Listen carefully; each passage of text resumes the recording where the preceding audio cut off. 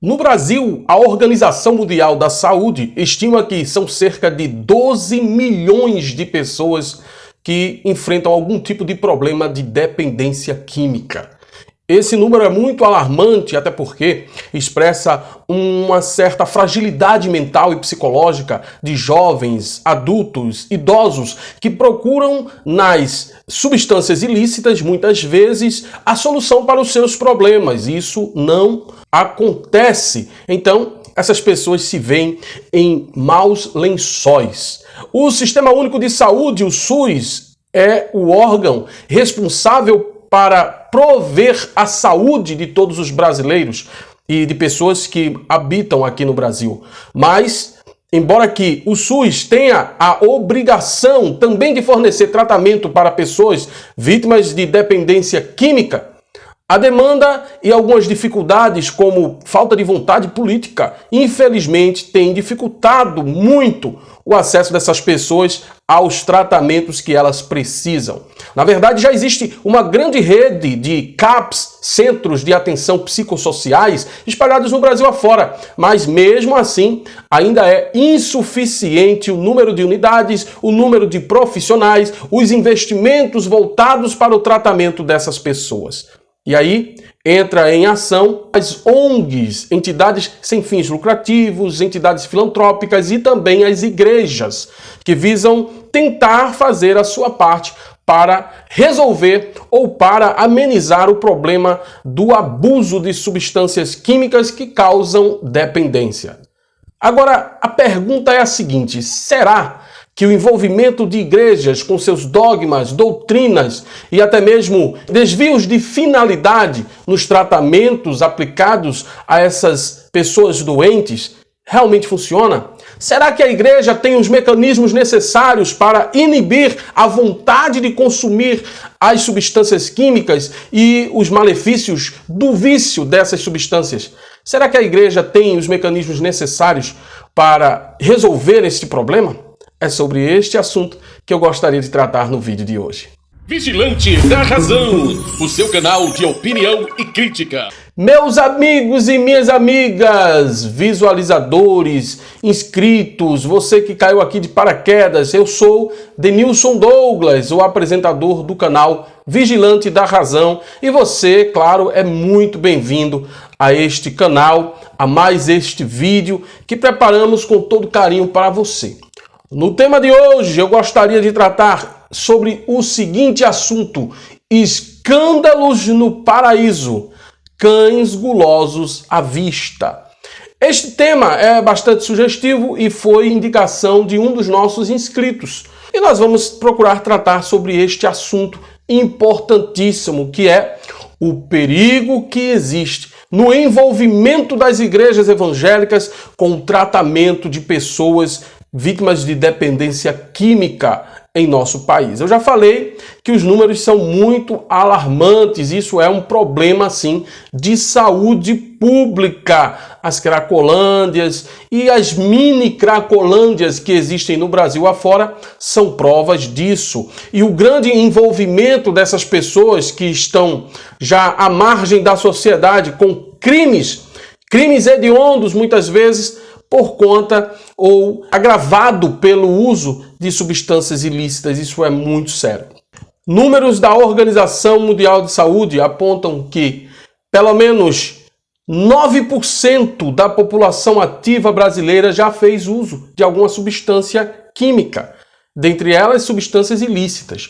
E 12 milhões de pessoas no Brasil, segundo dados da Organização Mundial de Saúde, são vítimas dessas substâncias e enfrentam esses problemas. Agora, este vídeo tem também por objetivo polemizar ou tratar sobre um fato específico que ocorreu na cidade do Rio de Janeiro recentemente. Porque recentemente uma igreja chamada Alcance Vitória, da cidade do Rio de Janeiro, ela foi alvo de uma investigação e de uma ação de resgate de alguns internos que estavam lá sendo abusados financeiramente, psicologicamente, sofrendo grandes maus-tratos por parte daquela organização que tentava ali, de certa forma, apresentar a sua solução para o problema do abuso de substâncias químicas. Atendiam pessoas, aquela instituição voltada para o atendimento de pessoas vítimas de dependência química acontecia da seguinte forma: os jovens estavam ali internos e nas suas residências, que estava localizado num sítio de propriedade da igreja, né, o pastor chamado Jackson Sobral, ele acolhia esses jovens e ele dizia assim: olha, vocês vão ter que ficar aqui por um período de tempo e nesse período de tempo vocês vão trabalhar.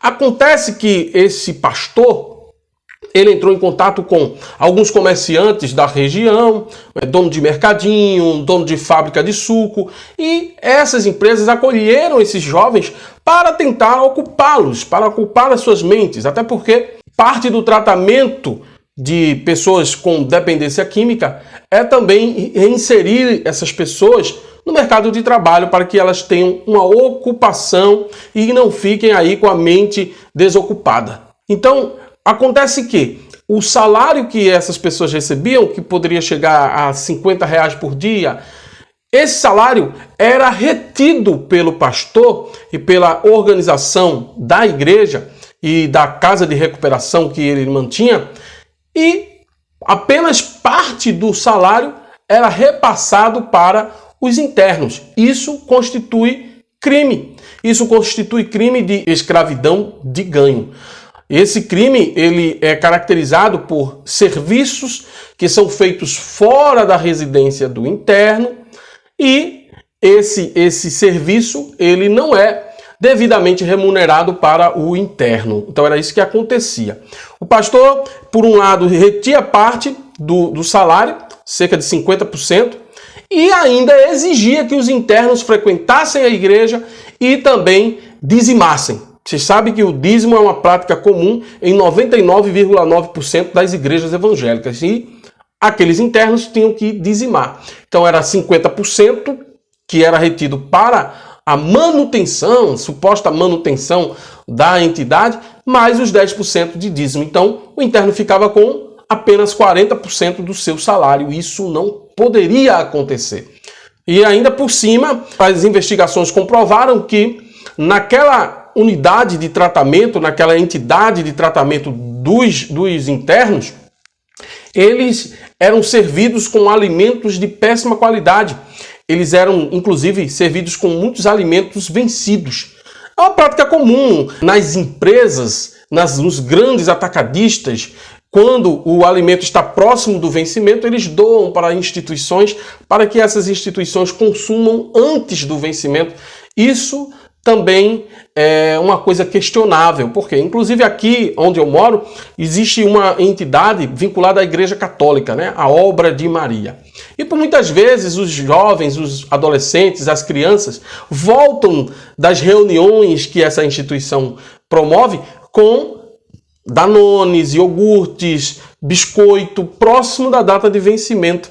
Talvez era isso que acontecia também nessa entidade de recuperação de vítimas de dependência química. Mas isso é uma coisa muito contestável, isso é uma coisa muito reprovável, você servir aos internos com alimentos de péssima qualidade. E olhem só, no trabalho, no desempenho das atividades que eram feitas fora da instituição, há relatos de falta de uso de EPI. Para quem não sabe, eu sou técnico em segurança do trabalho, isso me chamou muita atenção também, porque as pessoas que desempenham atividades que oferecem riscos de trabalho precisam usar equipamentos de proteção individual e esses equipamentos não eram entregues aos internos. E isso é muito sério. Então, o Ministério Público, a Polícia Federal, a Delegacia Regional do Trabalho agiu nesses últimos meses para punir o responsável por aquela instituição. Ele foi obrigado a pagar valores durante um ano para os internos que se encontraram lá. Ficou acertado, ajustado um termo de ajustamento de conduta também perante aos comerciantes que acolheram esses internos e que bom que houve essa punição, porque isso também é incomum no nosso país. Por muitas vezes, entidades como essas desempenham um papel na mídia, né? Um papel muito importante para com a imagem da igreja que está vinculada a esta instituição. A coisa é muito bonita, às vezes tem até muita pirotecnia, e quando os políticos eles são envolvidos também, ou estão envolvidos nesse projeto de ressocialização e de recuperação de vidas, é claro que há um capital político muito grande associado a estas ações.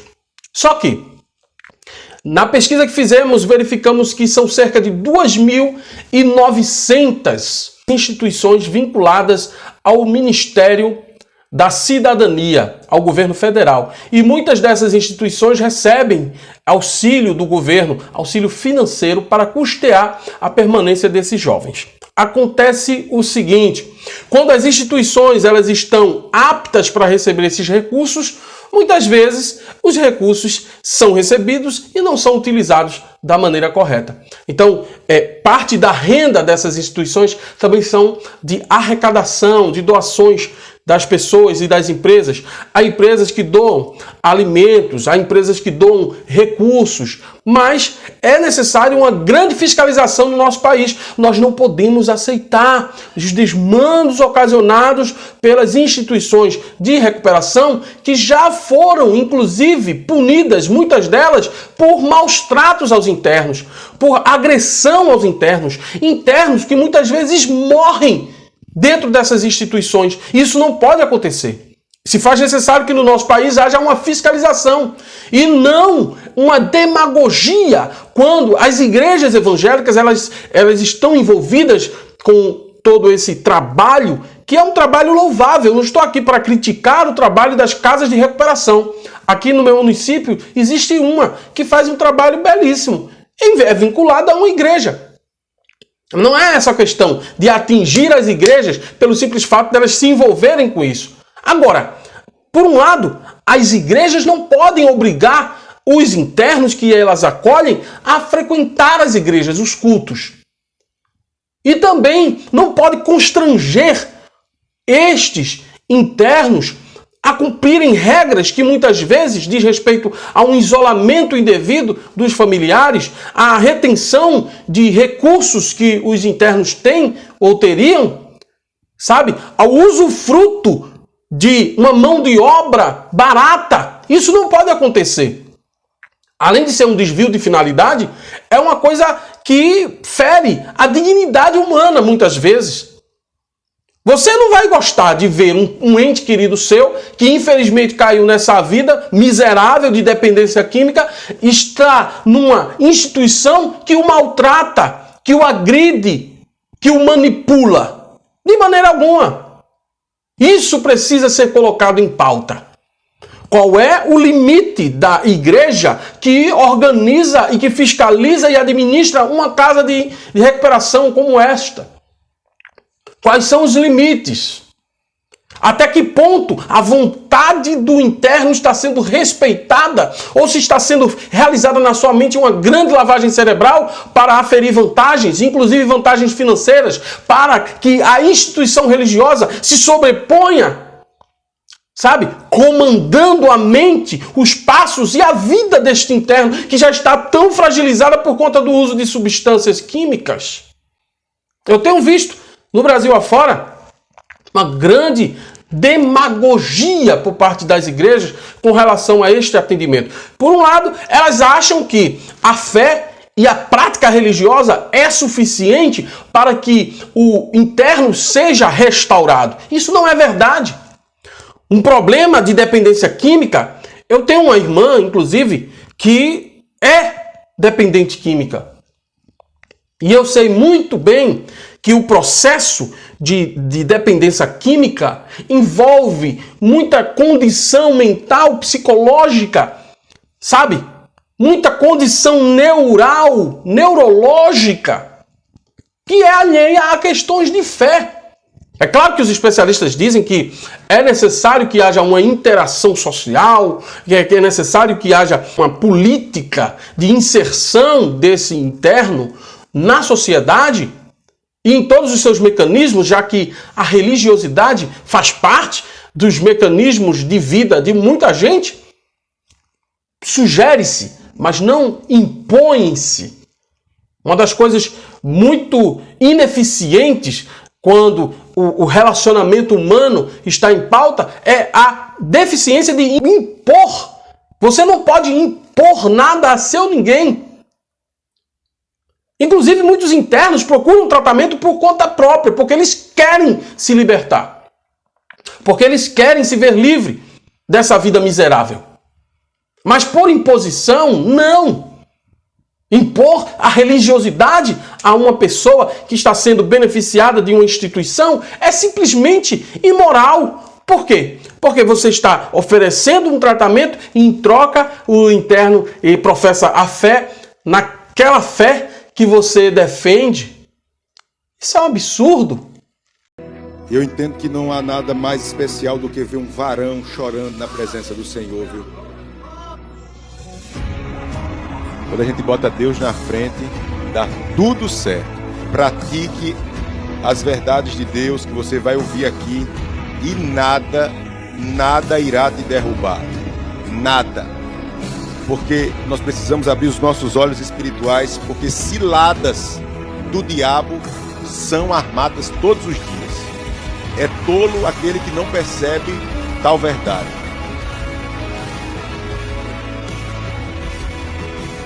Se fosse assim, a pessoa que é tratada por uma casa de misericórdia, que é vinculada à Igreja Católica, teria por obrigação ser católico também.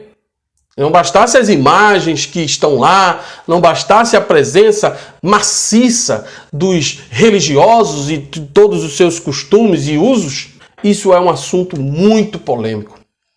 Mas envolve questões importantes para a gente considerar e ponderar. O ser humano, quando ele desempenha um papel de liderança, um papel de autoridade, uma suposta autoridade sobre os outros seres humanos, muitas vezes ele se acha no direito de usurpar aquilo que não lhe pertence, ele vai usurpar de quem ele está liderando. Mas essa relação, ela precisa ser controlada quando o assunto envolve problemas psicológicos, problemas psiquiátricos, problemas de dependência. Quando eu fiz o curso técnico de enfermagem, só uma anedota aqui para vocês complementarem o entendimento, eu fui estagiar no Centro de Atenção Psicossocial, o CAPS. Eu fui orientado a não olhar fixamente para nenhum paciente que estava lá, a não tentar uma interação, porque muitas vezes são pessoas que podem se tornar muito agressivas. São pessoas que têm uma instabilidade emocional muito grande. Mas vocês sabem que em muitas casas de recuperação não existem pessoas treinadas, aptas para lidar com essa instabilidade emocional. Nós sabemos que nas igrejas evangélicas, as relações de convivência entre os líderes e os liderados envolvem uma coação muito grande, envolvem ameaças, envolvem punições. Isso precisa ser considerado.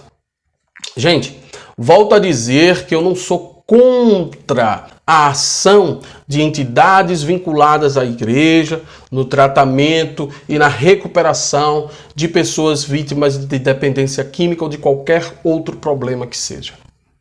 Eu apenas estou pontuando que é necessário fiscalização, é necessário denúncia em caso de desmandos, é necessário não misturar fé com problemas psiquiátricos e psicológicos. Essa é a minha opinião. Espero que você tenha gostado. Esse foi o vídeo de hoje. Até a próxima. Tchau.